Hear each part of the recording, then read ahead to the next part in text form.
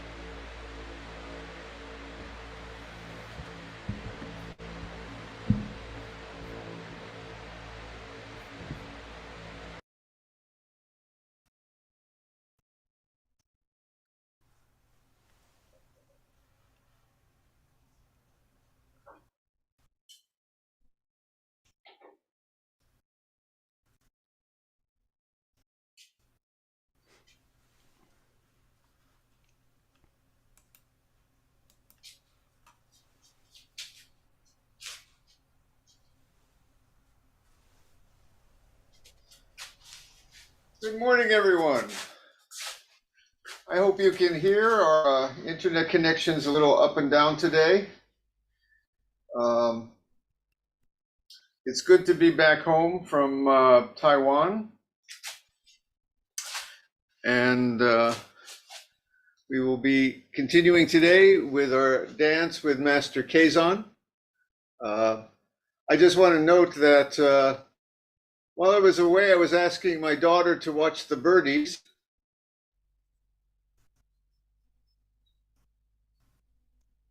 One moment.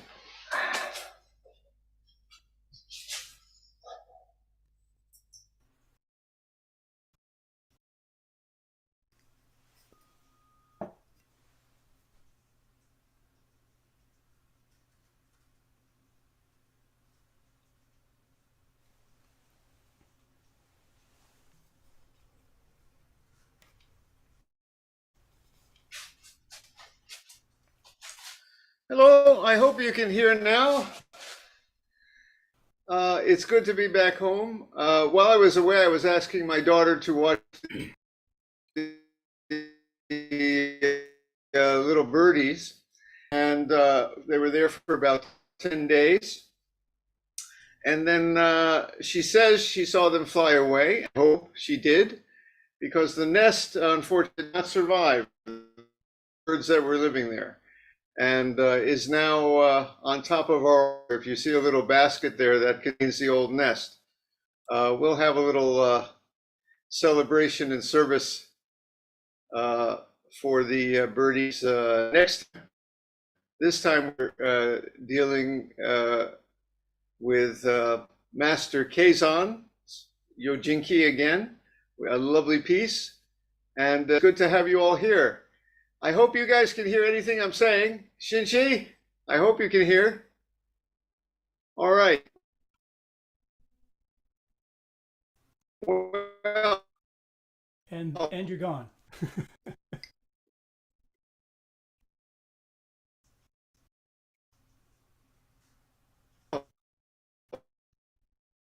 if you've been here before, you know what to do, and if it's your first time, just follow along.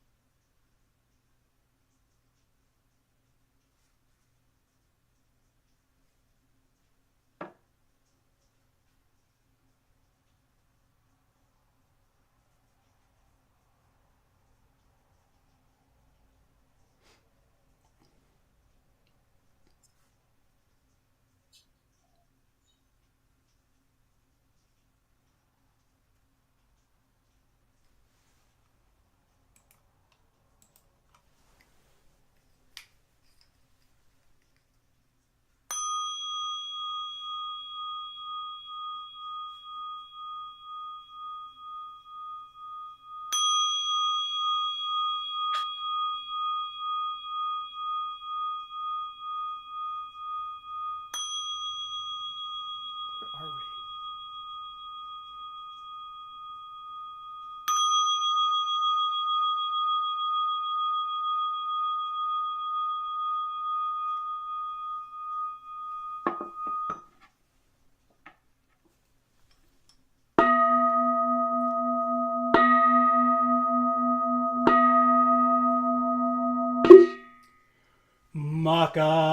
Makahanya Haramita Shingyo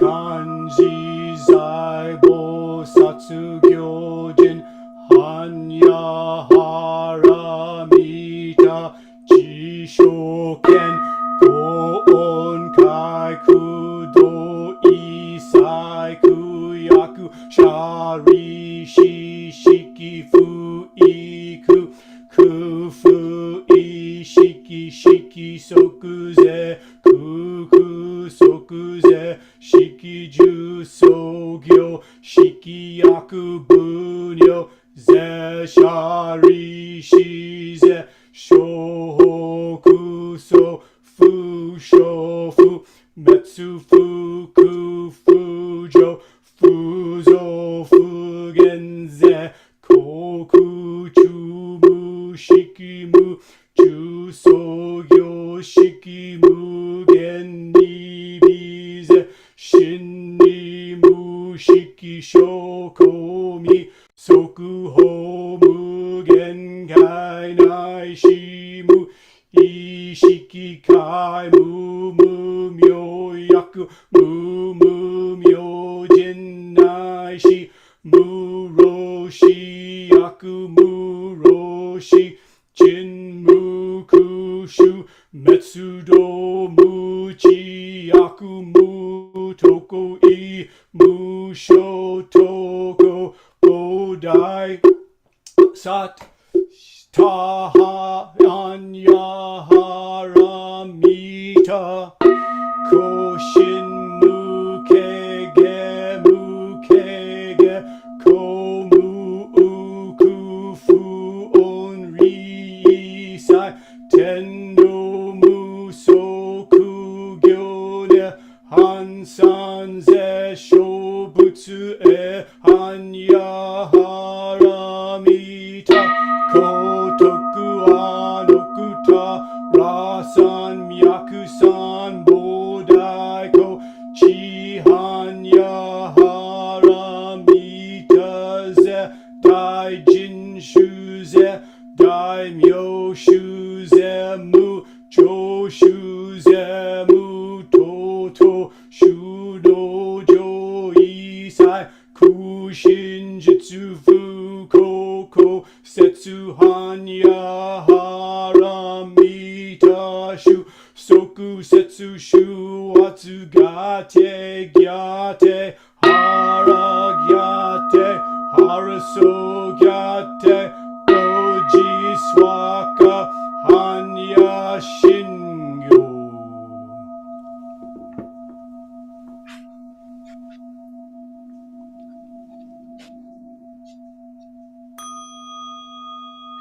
That was early.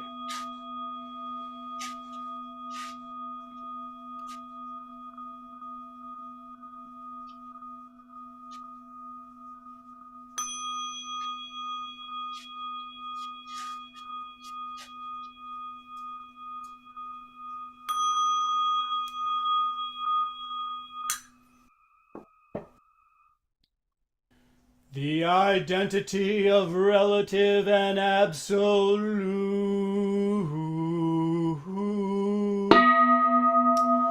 The mind of the great sage of India is intimately conveyed west and east, while human faculties are both wise or dull, in the way there are no northern or southern ancestors. The subtle source shines clear in the light, the branching streams flow in the dark. To be attached to things is primordial illusion. To encounter the absolute is not yet enlightenment. All spheres, every sense and field, intermingle even as they shine alone. interacting even as they merge, yet keeping their places and expressions of their own. Sights differ primarily in shape and character, and sounds in harsh or soothing tones. The dark makes all words one. The brightness distinguishes good and bad phrases. The four elements return to their true nature as a child turns to its mother. Fire is hot, water is wet, wind moves and the earth is dense. Eye and form, ear and sound, nose and smell, tongue and taste, the sweet and sour, each independent of the other, like leaves that come from the same root. And though leaves and root must go back to the source, both root and leaves have their own uses. Light is also darkness, but do not think of it as darkness. Darkness is light, do not see it as light. Light and darkness are not one, not two, like the foot before and the foot behind in walking. Each thing has its own being, which is not different from its place and function. The relative fits the absolute as a box and its lid. The absolute meets the relative like two arrow points that touch in midair. Hearing this, simply perceive what is. Make no criterion. If you do not see the way, you do not see it even as you walk upon it. Walking forward in the way, you draw no nearer, progress no farther. One who feels to see this truth is mountains and rivers away. Listen, those who would perceive this subtle matter. Live well your time by night and day.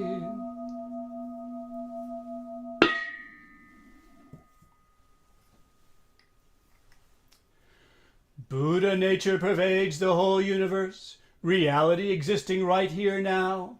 In reciting the heart of the perfection of Great Wisdom Sutra and the identity of relative and absolute, we dedicate our sincere efforts to Shakyamuni Buddha Honored One, the historical Buddha and teacher, and to those ancestral teachers, Eihei Dogen Honored One, Soji Keizan Honored One, all successive Honored Ones up until Zuigaku Rempo Honored One, and Gudo Wafu Honored One, and to all other Honored Ones throughout history, same yet diverse Honored Ones, whose names have been forgotten or left unsaid.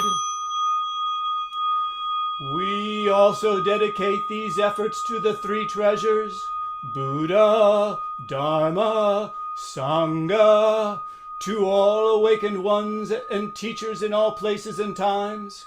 We especially seek tranquility and well-being for all creatures now suffering or ill in health. May they be serene through all their ills. May their lives be at peace and wisdom pervade the darkness of ignorance.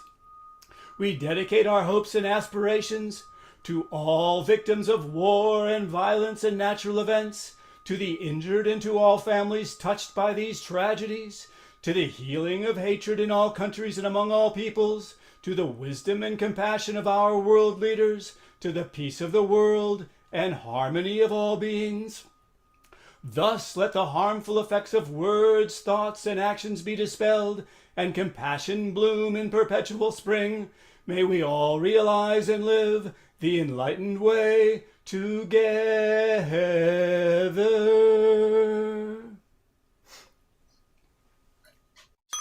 All Buddhas throughout space and time, all Bodhisattvas, Mahasattvas,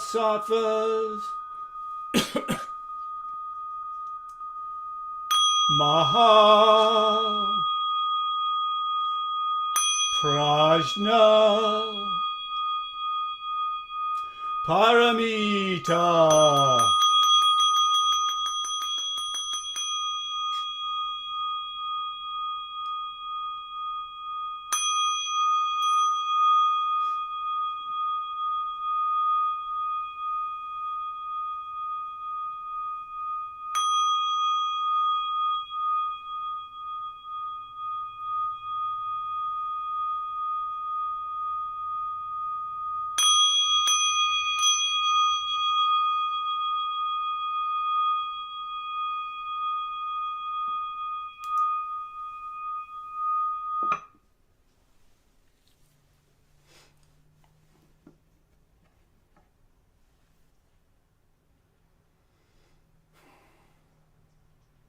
Zazen?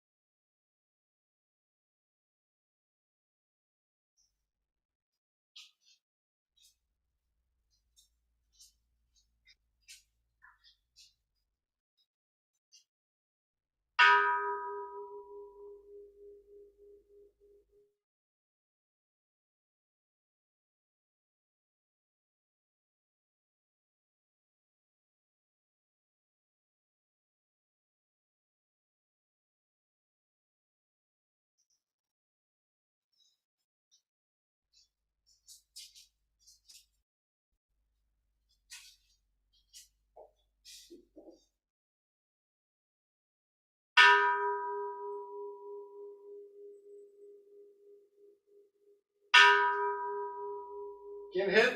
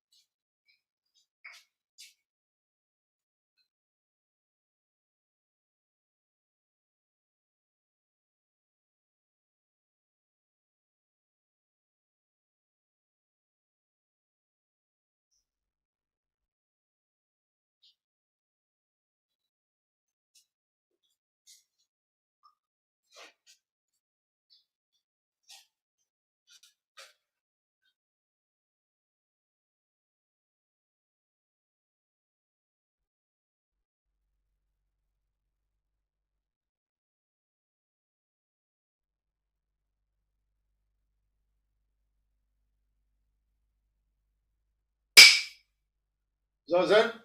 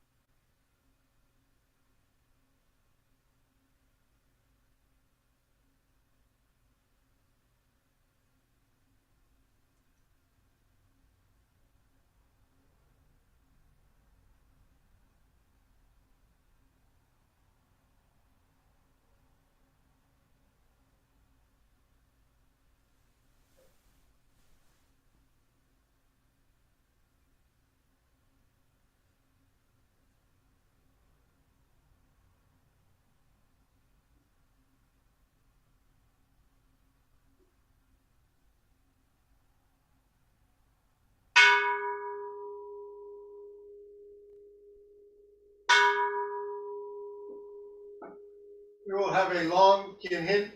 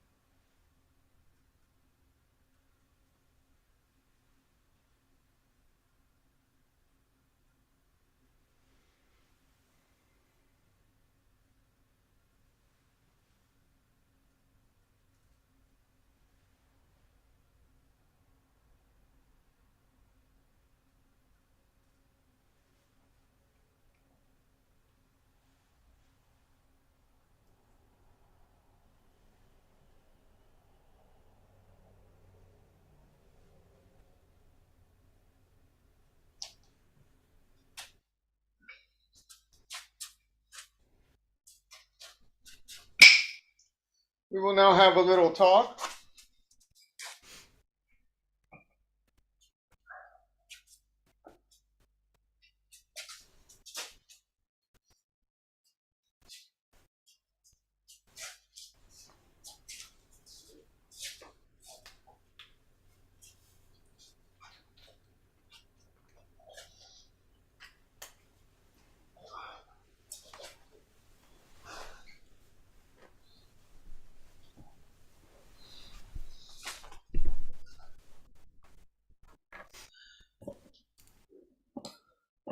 Our Zoom today is a little uncooperative. If I just come and go, remember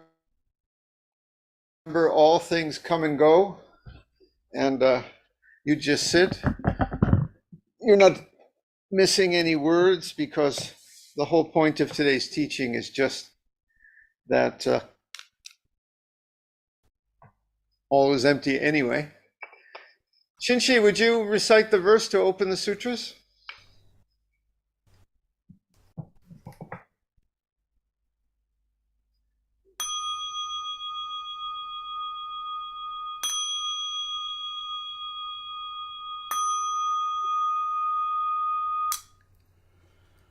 The Dharma, incomparably profound and infinitely subtle, is always encountered but rarely perceived.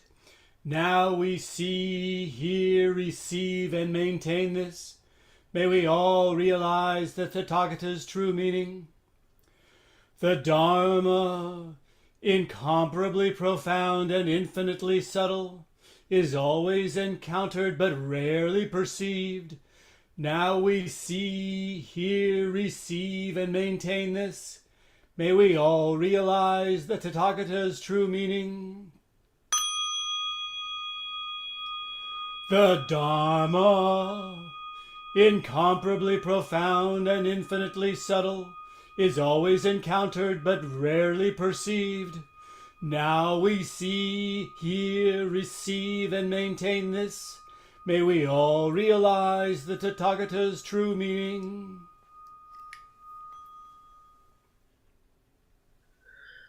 Oh, thank you.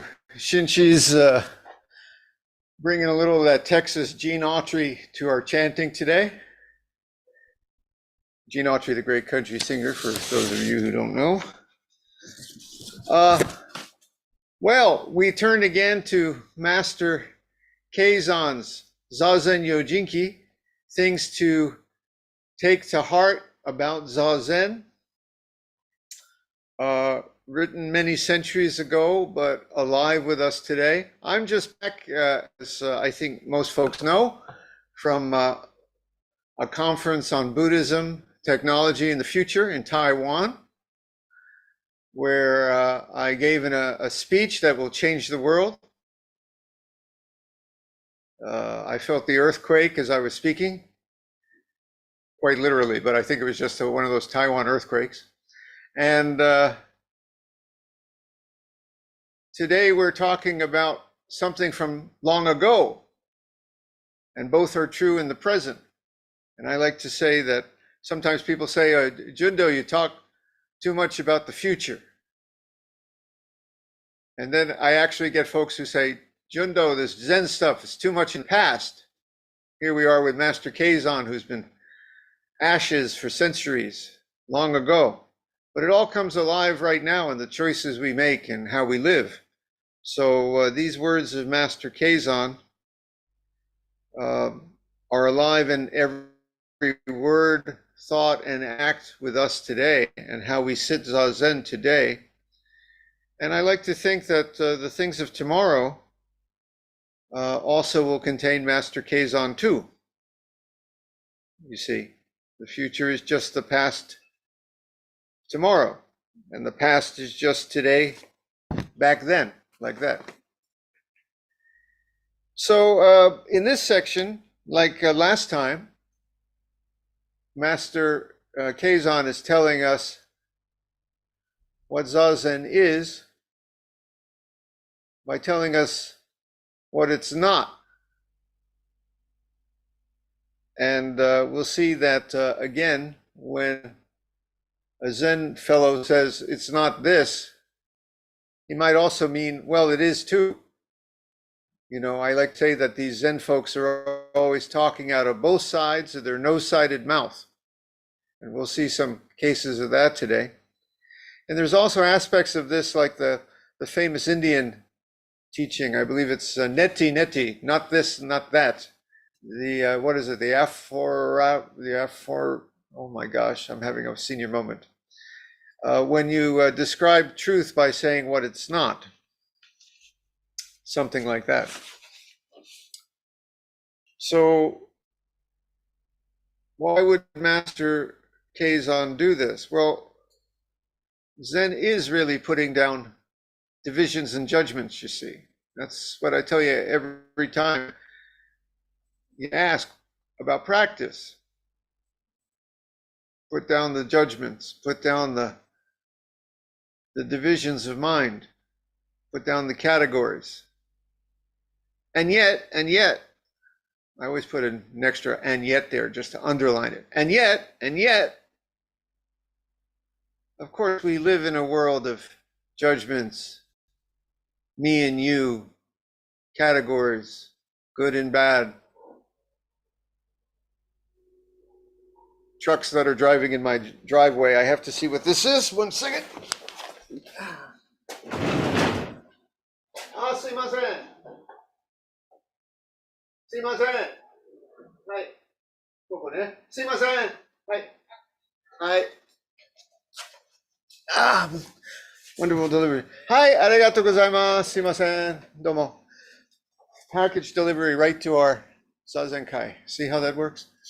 So we have to live in a world of packages which are delivered and people who send them and people who receive them and divisions and good things and bad things. So of course,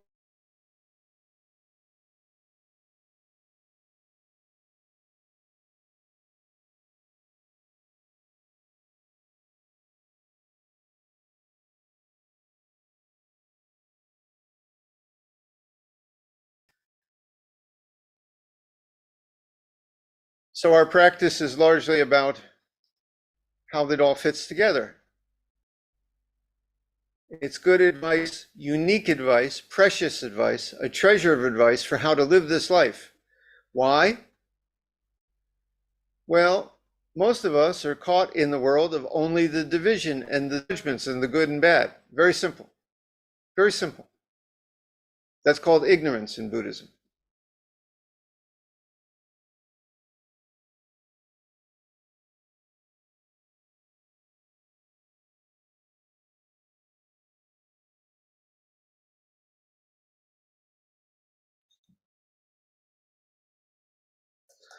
Most of us live in the world of only divisions, good and bad, and that's ignorance.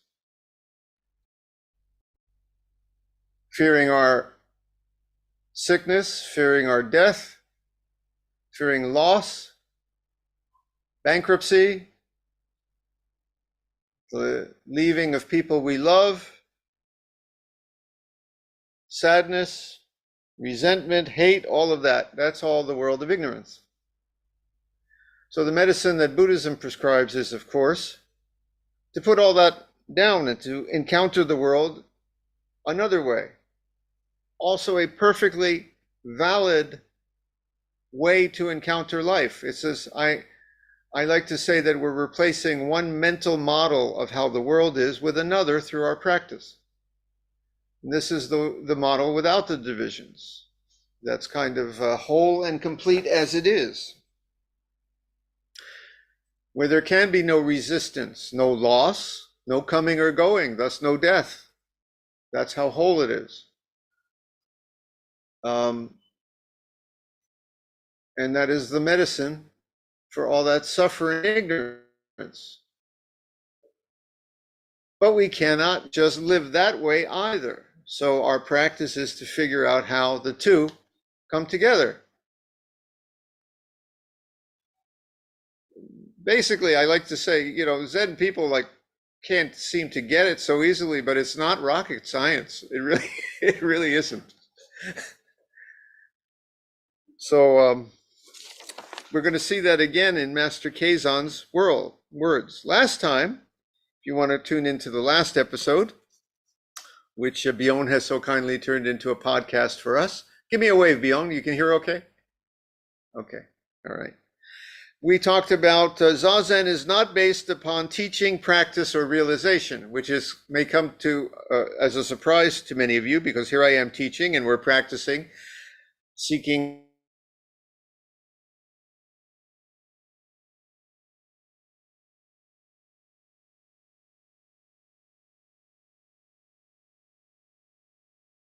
Bjorn's going to have a heck of a time splicing this all together later, I can tell. But teaching, practice, and realization, here we are teaching. I'm teaching, and we were practicing, and we're trying to have a realization, and we saw that the teaching is a non-teaching, the practice is a non-practice, and the realization is not something that can be realized. Well, Master Keizan continues today. Zazen is also not based upon discipline, practice, or wisdom. These three are all contained within it. Now, first off, notice that practice appeared twice, last month and this month, and I meant to check to see if it's actually a different kanji that was used, and I didn't get around to checking it. So I am a little curious why he mentions practice twice, but anyway, we have practice again this month, and I will get back into my research on that right after our Zazenkai. And you would think that we study the precepts, so there must be something about this discipline, and we are seeking a certain wisdom. So what does he mean? Zazen is not based on these things, yet all three are contained within it. So first we turn to discipline, sorry. And there are actually two translations here I provided, but they're very close this time. And I kind of just did it because, number one, I liked it. Number two, just to show you that sometimes the translators actually agree. It's not, there's no real debate here on what Master Keizan was saying. So even though this is being translated from long, long ago into our modern English language, it really is pretty clear. Now, discipline is usually understood, says Master Keizan, as ceasing wrong action and eliminating evil.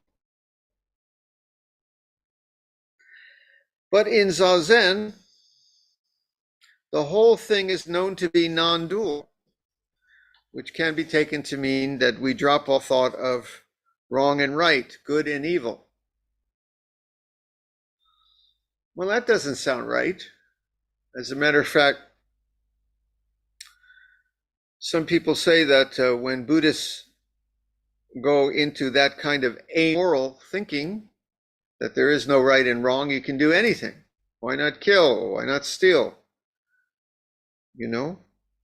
Some people say that before World War II, the Japanese military was supported by some Buddhist skills that went a little too far with that. That said, for example, well, there's nobody really being killed, so go have your war. It's okay. That's not true. Also, just a little footnote. Sometimes, it just happened this week again. There's a book called Zen at War by a very, shall we say, a former, maybe he still technically is, Soto Zen priest named Brian Victoria, who kind of got on his high horse and for own ideological reasons wrote a book about that pre-World War II time, which is partially true, but also really Mr. Victoria's mistranslations, exaggerations. He's kind of very far on the left, and he, for ideological reasons, he really twisted facts. He really mischaracterized some people who, like Kodo Sawaki, Nishijima's first teacher, who were kind of against war. Kodo Sawaki had seen war. I'm way off, I'm getting off topic. This is a footnote. Kodo Sawaki had seen war. He was drafted, was a young man before he was a monk. He went to, I think, the Russian-Japanese War, and it was bloody and terrible. And he wrote about how bloody and terrible and stupid war is. And then when World War II began to happen, he kind of resigned himself to it and spoke in ways like I would speak about, like the war in Afghanistan, which I can't stop.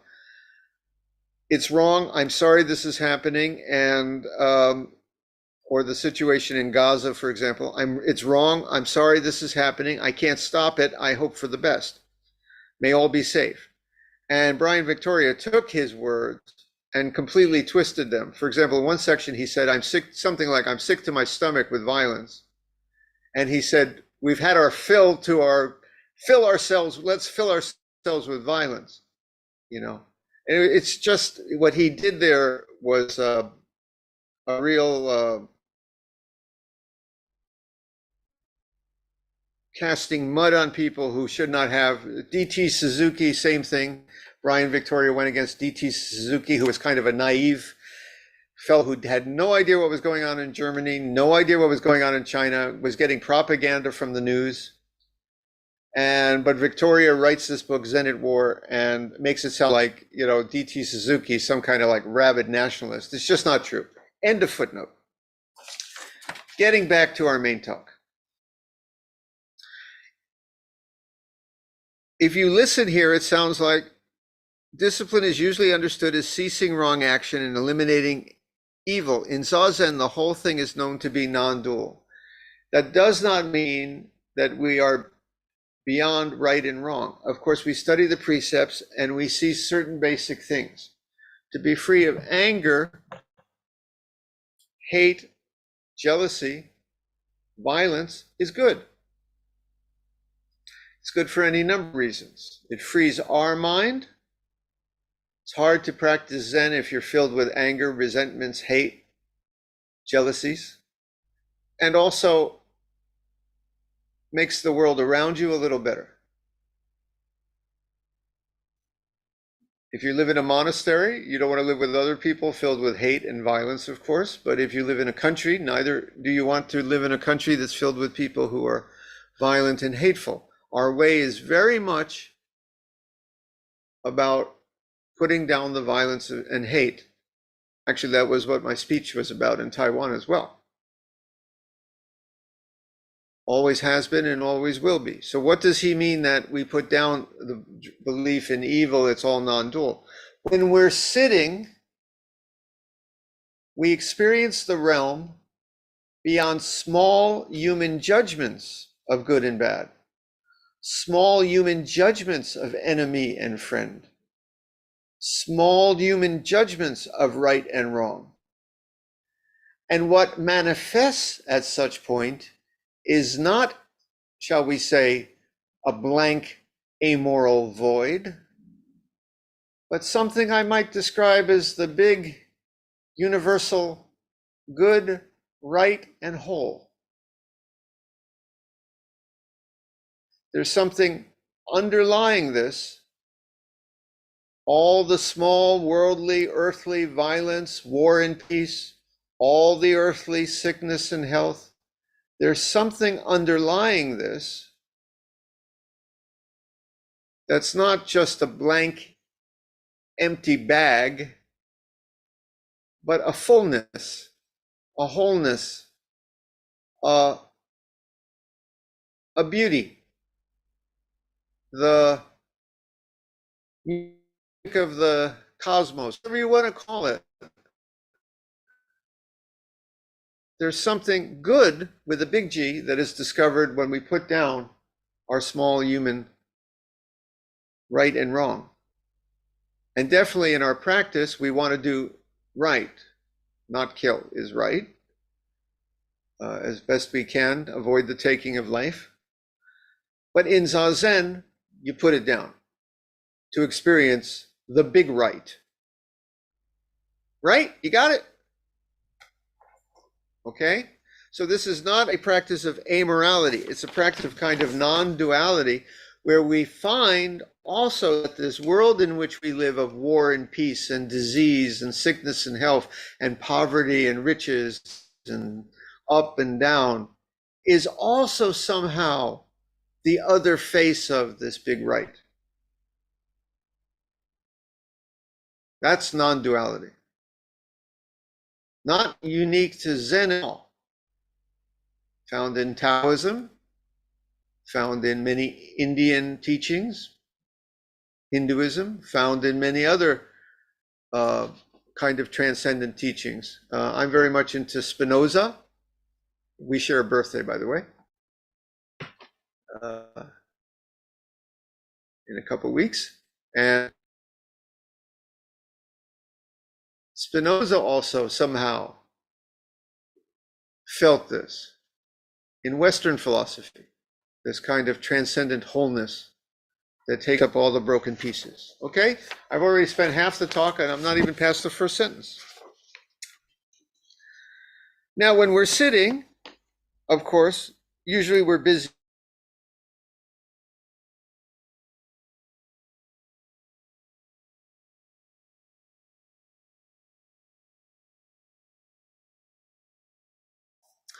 He says, while sitting, cast off the numberless concerns and rest free from it. We okay, Bjorn? Give me a wave. Okay. Cast off the numberless concerns and rest free from entangling yourself in either the Buddhist way or the worldly way.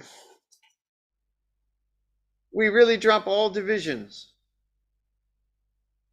There's the world outside of money and power and winning and greed and sex and all this entertainment. And then the Buddhist way, we think of serious practice and lighting incense and chanting and bowing and making beads. Forget all that, just sit.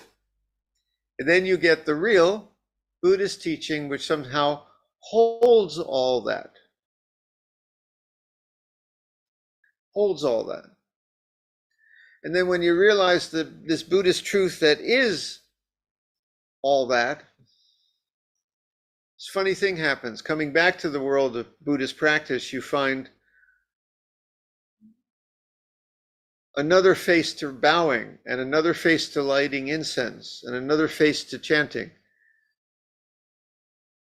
And coming out to the world of money and power and rich and poor, that also looks different too. It's still there, but they're tasted a different way. Yeah, just to give you a little hint, for example, you may bow and you think, I'm bowing to Buddha, the statue on the up there. I'm bowing, Buddha, help me, Buddha, help me. And then when you have this taste of wholeness, it's, maybe I could describe it as, oh, now the world is bowing to the world. Buddha is bowing to Buddha. The whole world is bowing to each other. Something like that. See. And this world of sickness and health and money and all that, we still have to live there, but let's keep it within reason and not become its prisoner too. So you see, in Zazen, we cast off both the Buddha way and the worldly way to truly discover what is the Buddha way and the worldly way. Leave behind feelings about the past as well as your usual sentiments. When you leave behind all opposites, what can obstruct you? This is the formless discipline of the ground of mind, the mind ground. It's a complete freedom.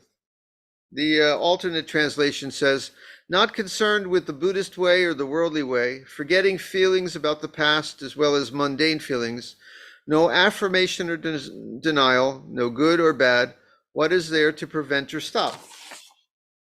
And you find all things are as they are. There's nothing to prevent or stop. We had someone ask about feeling resistance, and I said, it's like a river sometimes, you know? We discover that this universe is like this great flowing river.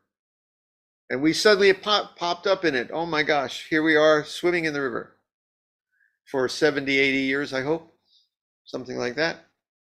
Swimming here. And what we try to do is we try to swim in good direction.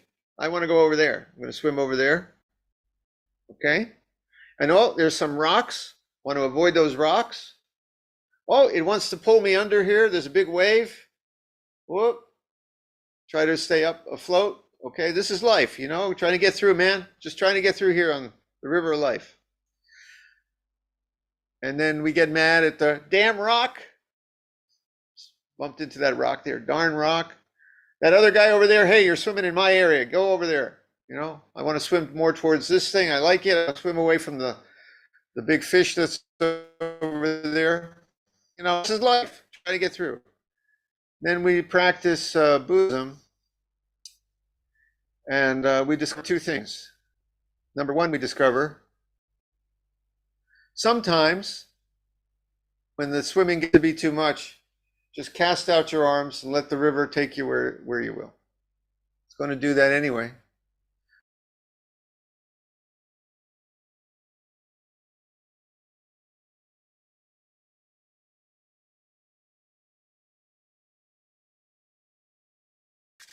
Just cast out your arms and let the river take you where it will.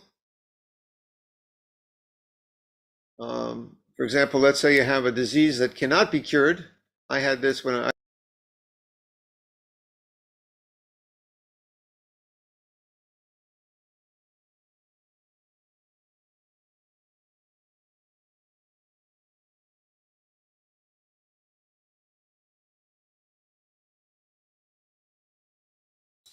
today we cannot cure Zoom for some reason, but whatever the reason is, when I was in the hospital, before my surgery, you feel kind of helpless because, of course, it all turned out good, happy ending.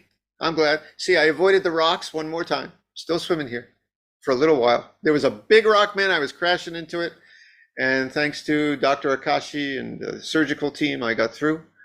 But the night before, I just cast out my arms and really felt it. Take me where you will. If you're going to take me under, pull me under, it's fine. And if I'm going to float a little more here, let me float. And there was total peace. Boom. I was no longer afraid of death. There was another reason too. The other thing that Buddhists discover, we are the river.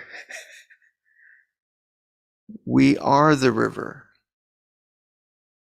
We're not just like swimmers fighting the river. We've sprung up in the river because we are the great flowing. And so when you think you're going to get pulled under, it's just the river returning to the river, my friend. So we are the rocks and the trees and the shore and the big fish over there too. But they're also the river, you see, like that. Now, what is that river?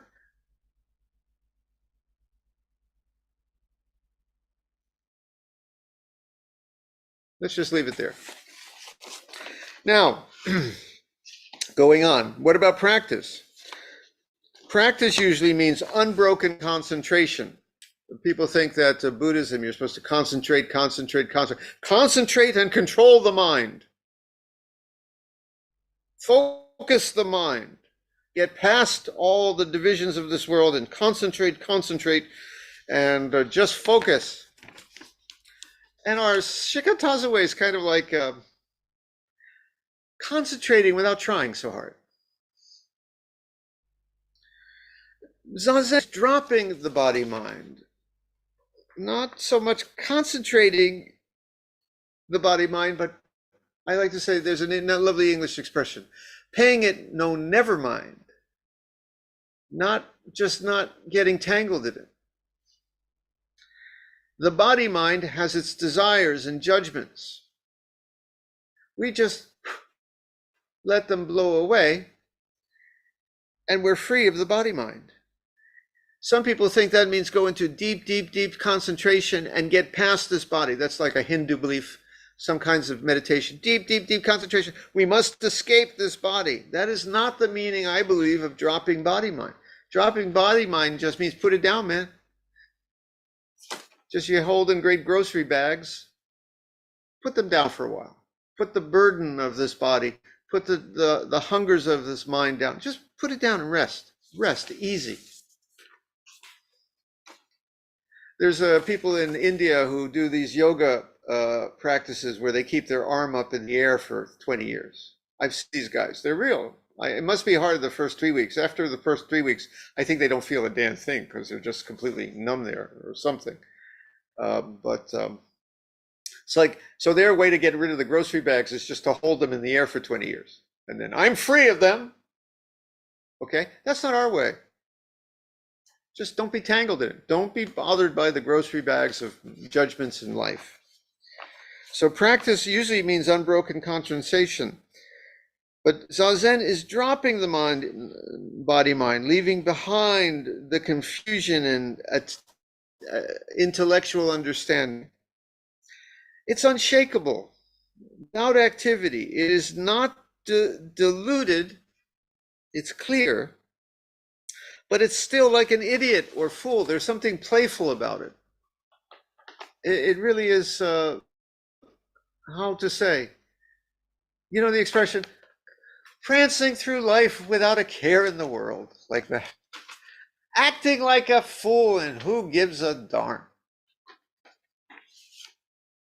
Let dash into the rocks, let life do what it will.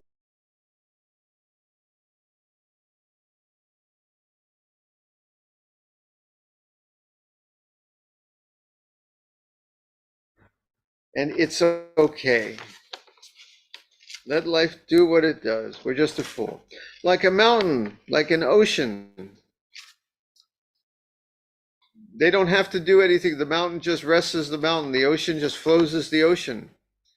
Yet without any trace of motion or stillness. Hard to explain, but somehow even the mountain is flowing, the ocean is still, and we're somehow beyond all ideas of passing time or frozen time. It's just very free and open without judgment or barriers. Even time doesn't apply there. So this practice is no practice because it has no object to practice. And so it's called great practice. We sit Zazen beyond any object to attain, any goal, beyond thoughts of right or wrong. Is this right or wrong? Beyond thoughts, am I sitting still or am I in motion? You know, the blood is still flowing through you, and the breath is coming in and out. You actually are in motion, but you're sitting there still. Are you in still or you're in motion? No, you're sitting Zazen beyond all ideas of these opposites. And it's somehow whole and free, and you're sitting there like a fool. Wisdom is usually understood to be clear discernment, to really understand something. In Zazen, all knowledge vanishes of itself. Mind and discrimination are forgotten forever. I think he means that, you know, our judgments about thinking we know things just falls away in Zazen. And what appears there is not ignorance or nothing again. It's a kind of the great wisdom, the great clarity. The great clarity comes from dropping all the attempts to understand. Right now, for example, in our priest group, we're discussing some doctrine points you'll hear about in a few days. I'll explain later. I'm probably ordaining an AI system. Long story, you're going to hear about it. There's an explanation to it. Don't jump to any conclusions yet. I'm going to explain why I'm doing it, but I will probably be ordaining an AI system created by a Buddhist developer in Hong Kong. So we're having kind of a doctrinal debate about what that means among the priests. We have an attempt to understand something. What does this mean? Is this the right thing to do? What's the significance of this? What is an AI system? Is this a traditional idea of a priest? We're arguing all these things. Not arguing, but having a nice, intellectual back and forth debate to try to understand this. And at a certain time, you put that down and there's clarity. That's all I can say. So there are times we have to understand things with wisdom or intellectual knowledge, and times to just understand things with a certain clarity. So wisdom is usually understood to be clear understanding, clear discernment. In Zazen, all knowledge vanishes of itself. Mind and discrimination are forgotten forever. The wisdom eye of this body has no discrimination, but is clear seeing of the essence of awakening. You see, there is clear seeing here when you drop the intellectual attempts at understanding. From the beginning, it is free of confusion. From the beginning, it cuts off concept. And open and clear luminosity pervades everywhere. This wisdom is no wisdom because it is traceless wisdom, and thus it is called wisdom.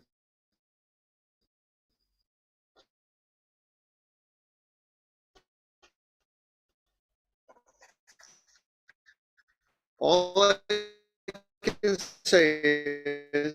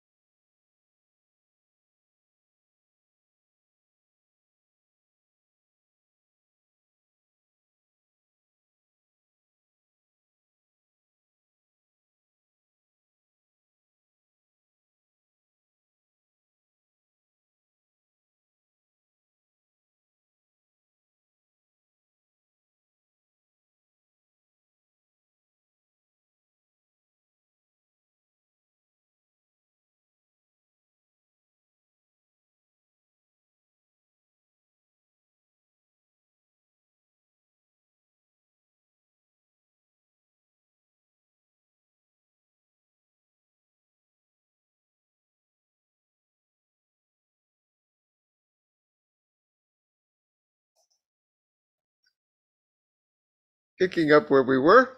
There's a certain freedom that comes from dropping all debate, right and wrong, win and lose, me and you, left and right. And then we have to figure out how that fits in this world where we have left and right and wrong, ways to do things, right? But in Zazen, we drop that away. Now and again, as he said, it's not a deep concentration. Shikantaza is kind of a playful putting it down. A playful sitting there light, free, and easy more than in a deep concentrated state. Okay, last paragraph. The teaching that the Buddhas have presented all throughout their lifetimes are just this discipline, practice, and wisdom. In Zazen, there is no discipline that is not maintained. You know, we were sitting there, first off, how much trouble can you get in sitting there? I guess you could think, things, evil thought, but really you can't get in too much trouble just sitting there. But that's not what it means. When you're sitting in Zazen, beyond right and wrong, it's automatically the great right. You see. So all discipline is maintained. You cannot steal in Zazen for two reasons. Number one, while you're sitting there, hard to, unless you can reach over the guy's wallet sitting to you, grab that. You can't really steal much while you're sitting in Zazen. But that's not the reason we say that all discipline is maintained in Zazen. Sitting in Zazen, there's nothing to steal. There's no thief and nothing to be taken. It's so whole and complete, nothing lacking. You cannot steal. You cannot kill in Zazen.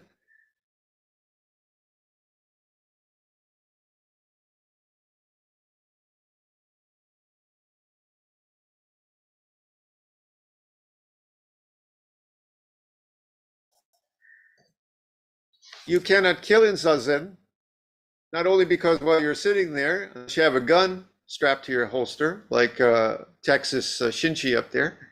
Unless you have a gun, no one to kill during Zazen. So you're not breaking any precepts, right? But that's not the only reason that you cannot break a precept about killing in Zazen. It's because in Zazen, there's no birth or death. Nobody to kill and nobody to be killed. That's how whole it is. Like that. So in Zazen, there is no discipline that is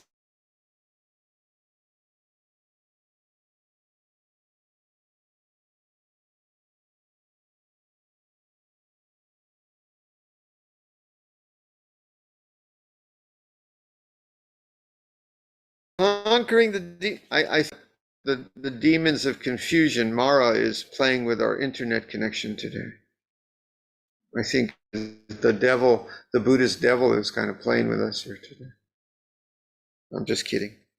Conquering the demons of confusion, attaining the way, turning the wheel of the Dharma, and returning to tracelessness. You know, like birds fly through the sky, they leave no trace, no visions. All arise from the power of this. We'll close with something interesting. Supernormal powers and inconceivable activities. All of these are present in Zazen. Just a little footnote on that. You know, when I heard a comment this week. Oh, you know, Junto, you're always talking about the future. That's so weird. All that weird stuff. And I say, have you looked at Buddhism? Buddhism is like 2,500 years of weirdness. Okay? Like me talking about robots is like the least weird thing that ever happened in Buddhism, you know, because we got 2,500 years of magic and inconceivable powers and bodhisattvas who live in other realms and soothsaying and literally exorcisms and supernatural powers. Okay. So first off, I just want to say that, okay, robots is the right way down the list of weirdness in Buddhism. But let's talk about supernatural powers for a second. This is very interesting and worth a moment. I've given some talks on this before. This was always a head scratcher for Master Dogen and dozens of other old-time Zen masters. Supposedly, when you're an advanced adept or master, you're supposed to have all these supernatural powers. And they mean like, you know, ESP, the ability to read minds, to see the future.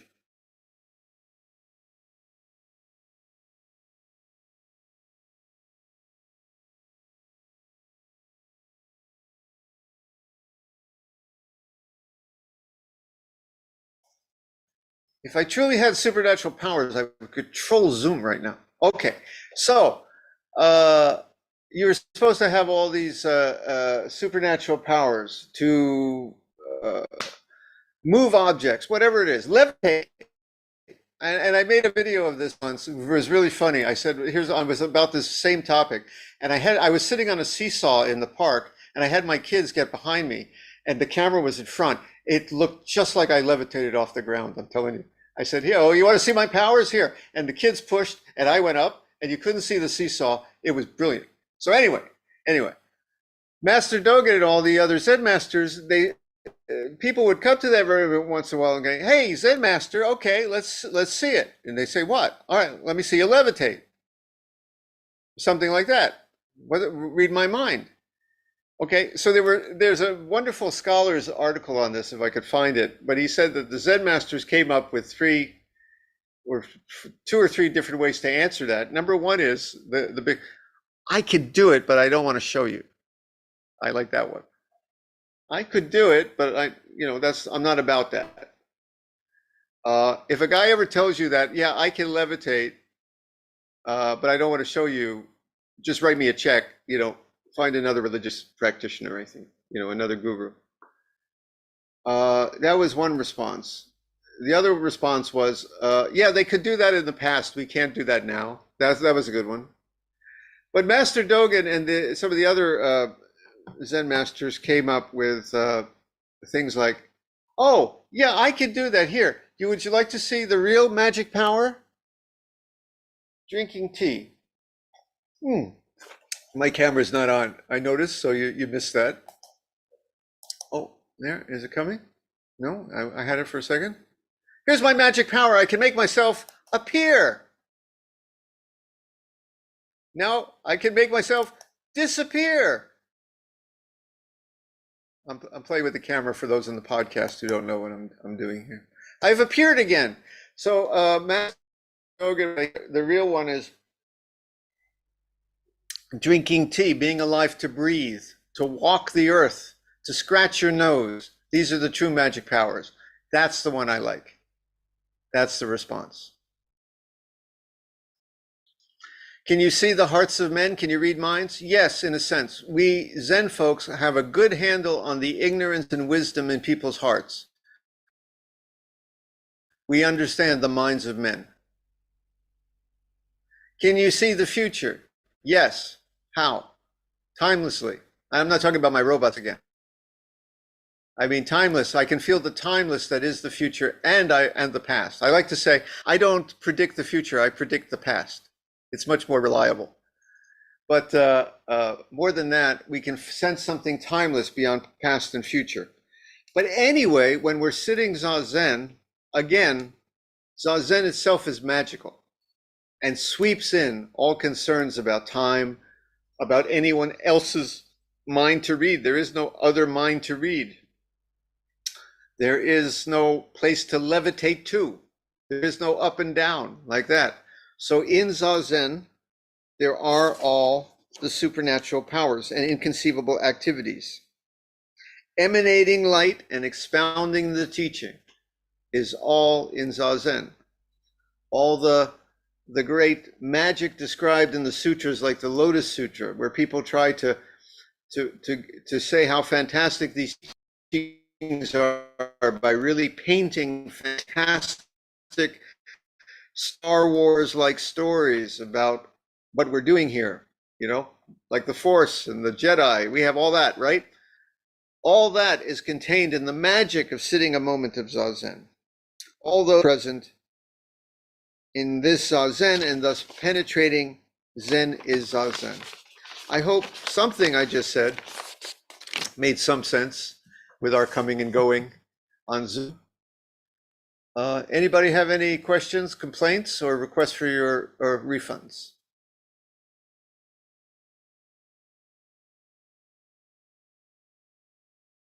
Somebody, please. We have this wonderful Zoom system. It's temporarily working. Any insights, complaints, comments? Are you concerned about the bird nest, the birds? Me too. My daughter says she saw him fly away. I hope so. I hope the baby birds made it. Yes, Beyond. Can I just make a comment, not ask a question? I love this part of Yojinki because of the description that Master Keizan does of Zazen. The fact that he says, you know, Zazen permeates everything. So if you have magical powers, if you have realization, if you practice really hard, if you do large ceremonies, I think that comes up later, anything, it's still not Zazen. But when you do Zazen, all of it is included. It's already there. I always love that part. The way he presents it is, if Zazen permeates everything, then you cannot do Zazen. It is not for us to do. Zazen does Zazen. We just step in it. I love that. Yep. I like to say that if you had magical powers, you might wish to have all your wishes come true in the world. But when we're sitting Zazen, all our wishes come true in the world. Huh? Why? Because Zazen is the realization of everything you can wish for. How? Zazen is to wish for all things to be as they are. Therefore, all your wishes have come true. It's the greatest of magical powers. One thing before we close today, we're going to have a special hokey pokey ritual in a moment. And we were talking about the mind ground where everything kind of fades.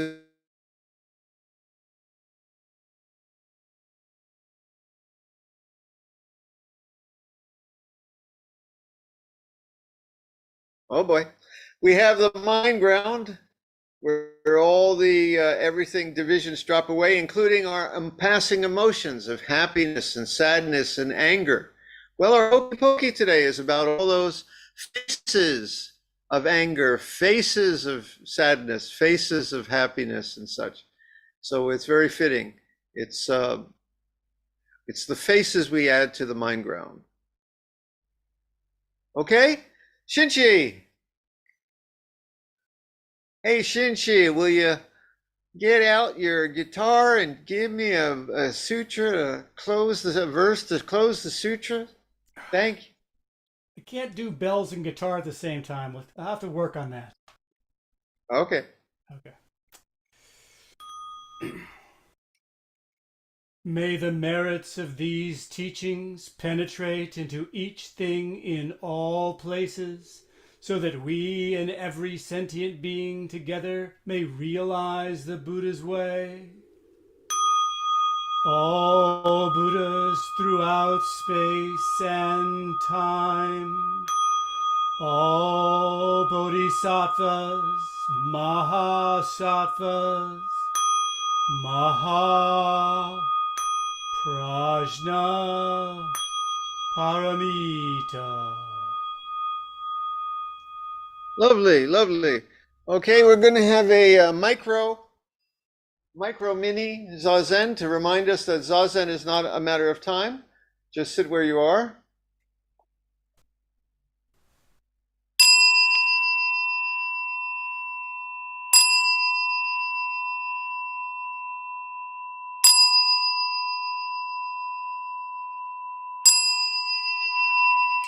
That was such a micro mini Zazen. There was barely time for a breath between the bells.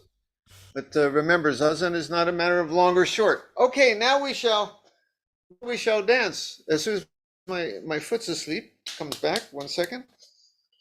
Give it a shake. Okay.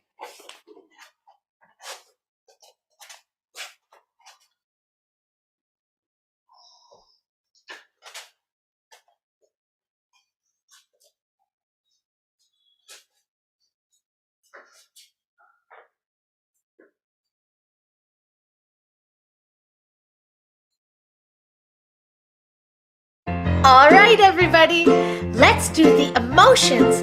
Hokey pokey! You put your happy face in, you take your happy face out. You put your happy face in, and you shake it all about. You do the hokey pokey, and you turn yourself around. Everybody, turn around. You put your sad face in, you take your sad face out. You put your sad face in, and you shake it all about. You do the hokey pokey, and you turn yourself around. Everybody turn around. You put your angry face in, you take your angry face out. You put your angry face in, and you shake it all about. You do the hokey pokey, and you turn yourself around. Everybody turn around. You put your scared face in, you take your scared face out. You put your scared face in, and you shake it all about. You do the hokey pokey, and you turn yourself around. Everybody turn around. You put your surprised face in, you take your surprised face out. You put your surprised face in, and you shake it all about. You do the hokey pokey, and you turn yourself around. Everybody turn around. You put your silly face in, you take your silly face out. You put your silly face in, and you shake it all about. You do the hokey pokey, and you turn yourself around. Everybody turn around. Everybody turn around.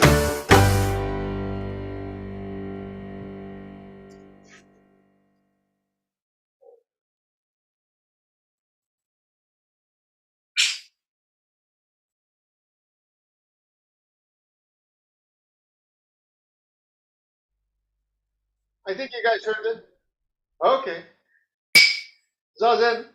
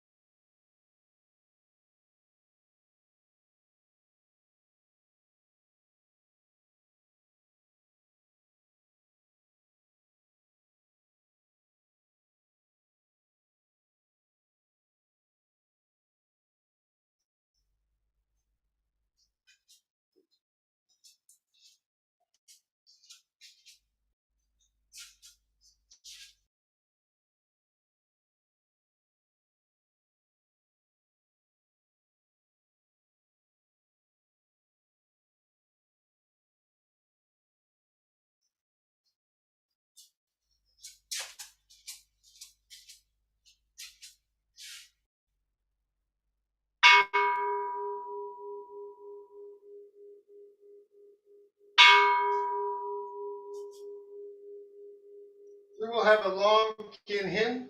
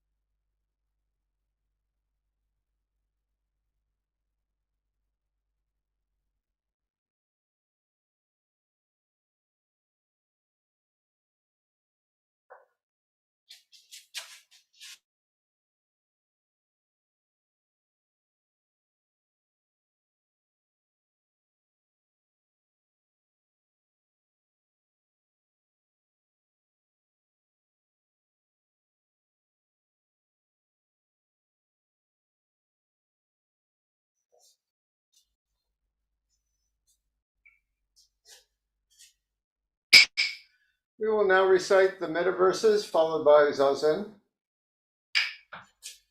You may notice I've changed to my summer wear, showing a little leg there.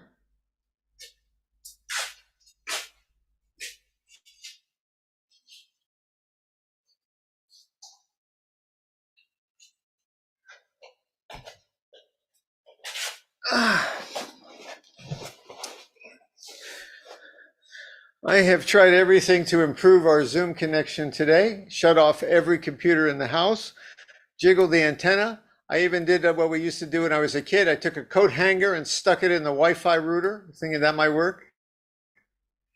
But banged on it a couple of times. I used to work back in the 60s for black and white TVs. You know, you bang on it a couple of times, stick a coat hanger in the aerial, you're good to go. Okay, but nothing's really working today. Can you guys hear me? Give me a wave if you can. Yay! Okay. Well, now it's time to recite Metta, and in keeping with our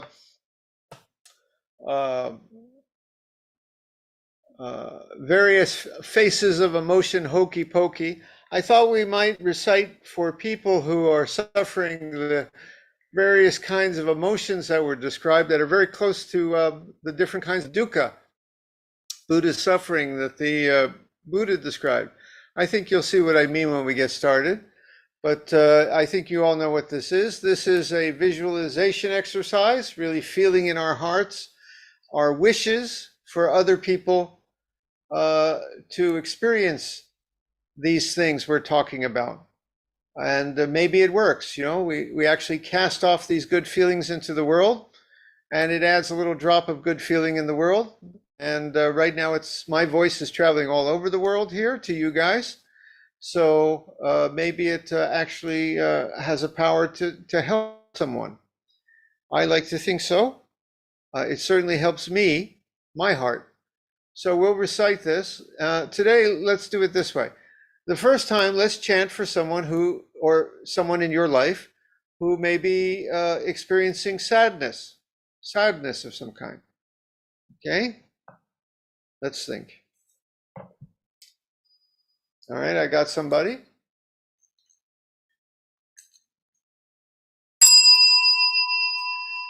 May they be free of suffering.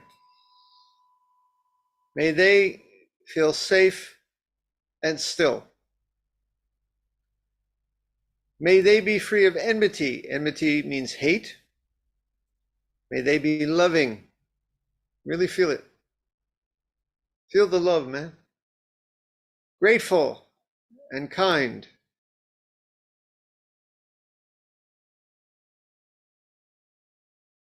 I just got to say, when I was in Taiwan, I ran into such kind people. I sorry to break in with a little story here. I got caught in this tremendous rainstorm and ended up in a kind of pagoda in the park with two homeless guys. And my Chinese was broken, or they weren't very talkative. Those guys were so worried about me. They gave me they found an umbrella for me to get me home. You know, you never know when you're going to find kindness in this world.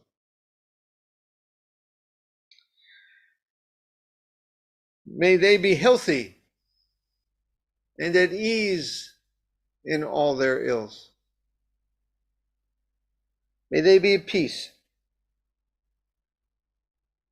embracing all conditions of life. Okay, next we're going to chant for people who are feeling happy. And you might say, well, why do you have to chant for someone who's feeling happy? They don't need anything. But the Buddha actually identified happiness as a kind of dukkha, suffering, if you cling to the happiness or are too addicted to happiness, you see. We take it all. Don't cling to the sadness. Don't wallow and fall too deeply into the sadness. Don't cling too tightly to the happiness. Otherwise, it's a source of dukkha. So please chant for someone you know who may be happy today. I have a niece and a nephew, well, now a nephew-in-law who got married this week. I'll chant for them. May they be free of suffering. May they feel safe and still. May they be free of enmity, especially to each other since they just got married. Yeah? Avoid the little spats at home. May they be loving, grateful, and kind. May they be healthy, because it's sickness and health, to death do us part, and at ease in all their ills. May they be at peace, embracing all conditions of life. Okay. Now, how about somebody who's afraid? That was one of the emotions, afraid. If nobody particularly comes to mind, you can just chant for people in general who may be feeling afraid today. May they be free of suffering. May they feel safe and still. May they be free of enmity. May they be loving, grateful, and kind. May they be healthy, and when not, at ease in all their ills. May they be at peace, embracing all conditions of life. Okay. Next, let's see. People who are feeling surprise. Surprise, even a happy or welcome surprise. Surprise.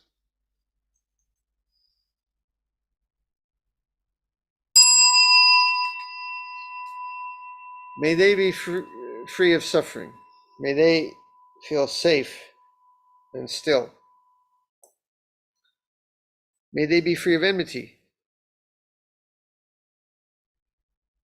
May they be loving, grateful, and kind. May they be healthy and at ease in all their ills. May they be at peace, embracing all conditions of life. Okay, two more interesting ones that the Buddha identified in his original list of dukkha. Number one is losing or being apart from, or separated, losing or being apart from, missing someone you care about.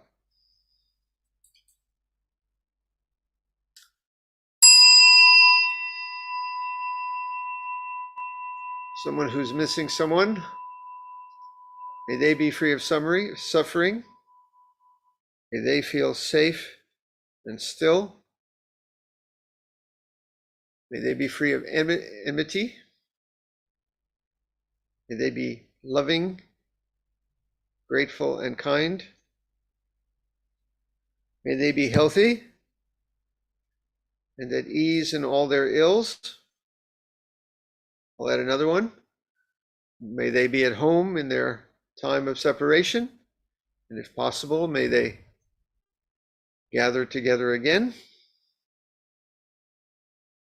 May they be at peace, embracing all conditions of life. I think it's okay to add a few words here and there to these chants now and then. There's no rule against it. I didn't see a rule. Did you see a rule, Bjorn? I didn't see a rule. We can rewrite these things sometime. Okay, now this is a good one. For the person who's together with someone they don't want to be with. Oh boy, we all know that. Okay. May they be free of suffering. May they feel safe and still.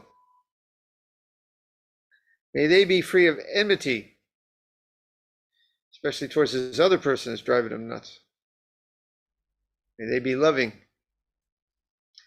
grateful, and kind. May they be healthy and at ease in all their ills. May they be tolerant. May they be at peace, embracing all conditions of life. Okay, I think that's enough dukkha for now. Let's now chant for all sentient beings everywhere, feeling all possible things that we sentient beings feel. May we be free of suffering. May we feel safe and still. May we be free of enmity. May we be loving, grateful, and kind. May we all be healthy and at ease in all our ills. May we be at peace, embracing all conditions of life.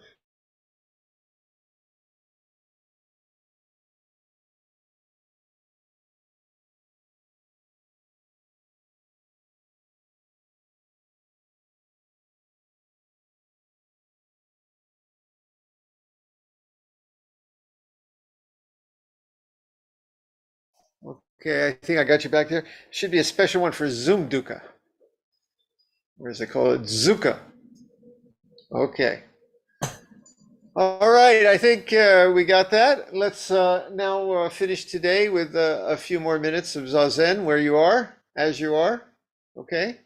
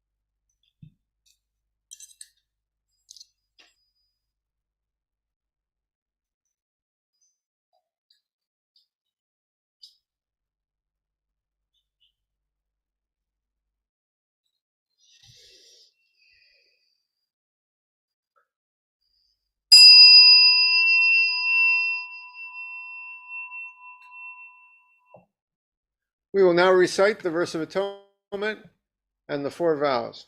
Now Zoom's working fine. Last 5 minutes.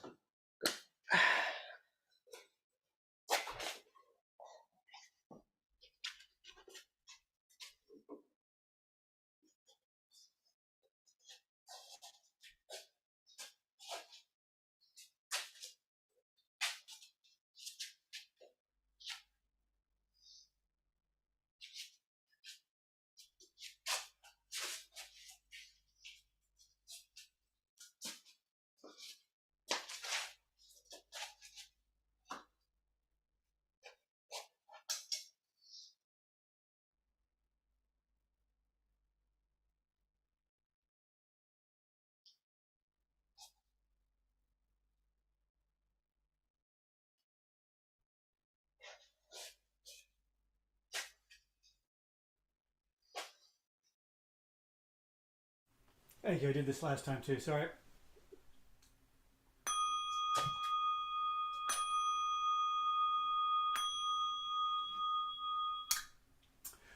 All harmful acts, words, and thoughts ever committed by me since of old, on account of beginningless greed, anger, and ignorance, born of my body, mouth, and mind, now I atone for them all.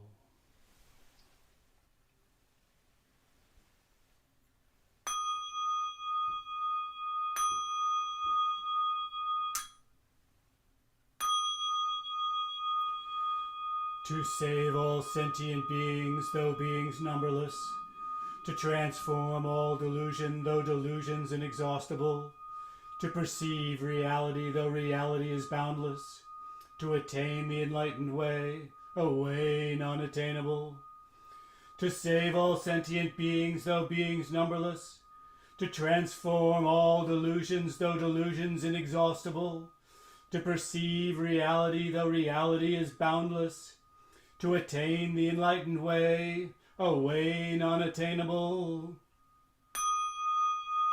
to save all sentient beings, though beings numberless, to transform all delusions, though delusions inexhaustible, to perceive reality, though reality is boundless, to attain the enlightened way, a way non-attainable.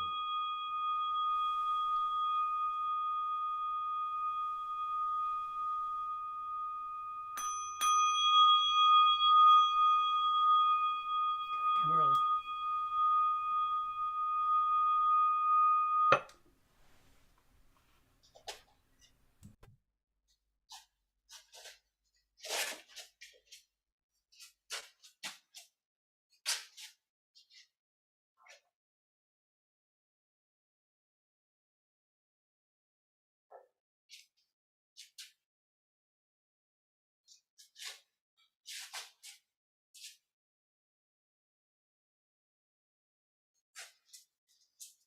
Okay, everyone. I hope that you all stay cool during the summer. I, with my supernatural powers, I will grant you all your wishes, so long as you wish for what is. So there we be. Peace to you all, and I'll see you around the Sangha. See you guys. Gasho. Bye.